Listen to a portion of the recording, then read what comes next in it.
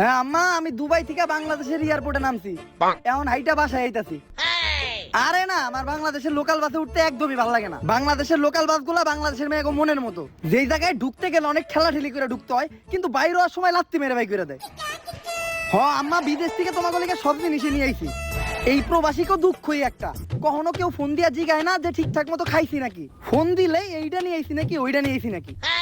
আমি করার পরে এখন তো খাওয়ার কথা কইবাই। এখনো কিছু খাই নাই, এই জায়গায় একটা সিঙ্গারার দোকান পাইছি, সিঙ্গারা খেয়ে নেই, তোমার একটু পরে কল দিতেছি। মামা একটা সিঙ্গারা দাও, একটা মরিচও দিয়েন। কি চাইলি তুই? আরে সিঙ্গারা খামু, লগে একটা মরিচও দিয়েন।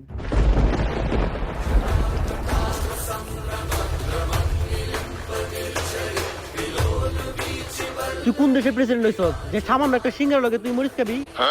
ওই ওরা ধরে মেম্বার সাহেবের কাছে নিয়ে চল। আরে আগে তোমার এটা কইবেন, আমার দোষটা কি, আমি কি করছি? মেম্বার সাহেব, ও মেম্বার সাহেব, সকাল সকাল তোকে কি এর এত ডাকাডাকি? রাত্রিবেলা ঘুমাইতে দেয় না তোকে মেম্বার নি, আর দিনের বেলায় তোরা। কি হয়েছে তোকে, কি নিয়ে সালিশ? মেম্বার সাহেব সিঙ্গারা খাওয়ার লাগে মরিচ চাইছে। কি সামান্য একটা সিঙ্গারা খাওয়ার লিগে মরিচ চাইছে? দে মরিচার পিছন দে বইরা দে।